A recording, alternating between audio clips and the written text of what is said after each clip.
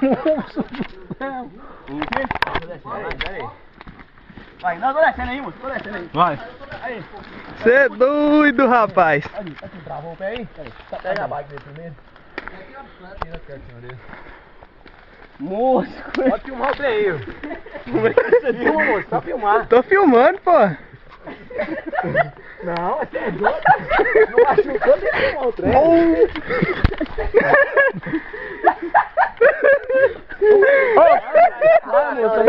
Passa a câmera aí, toma, desfio. Vai, joga.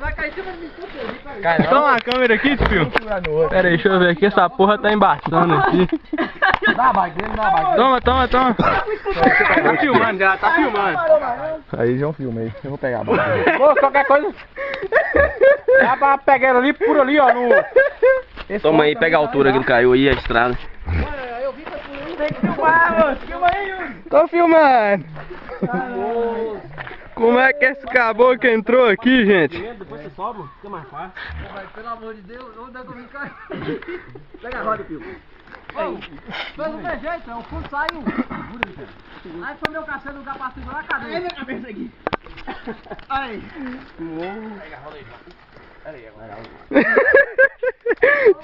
Eu tô escutando o Thiago gritando.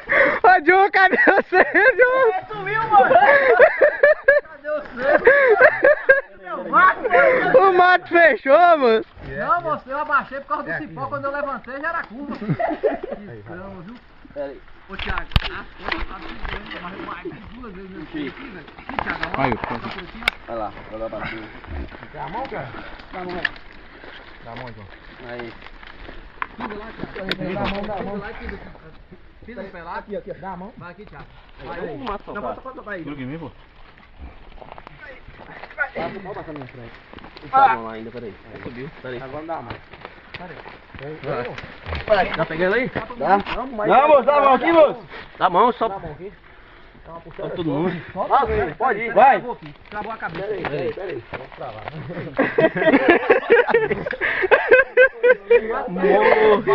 Um buraco aí da porra. Vem, vai, puxa. O Mato gostou de mim, vai. Como é que você conseguiu entrar aí, moço? Eu tô enroçando, olha. Eita, fazendo a nova toma. Era fechado aqui. Sua? Ah, tá atrás, moço. Eu passei, escuta.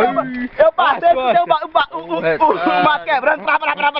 Não, tem que tirar a foto do buraco ali, não tem lógica não. Você tá doido, Moço, eu abaixei a cabeça por causa do pau, aquele espinal. Aí quando eu levantei, eu não vi a curva não, eu falei, agora fechou. Eu só gritei,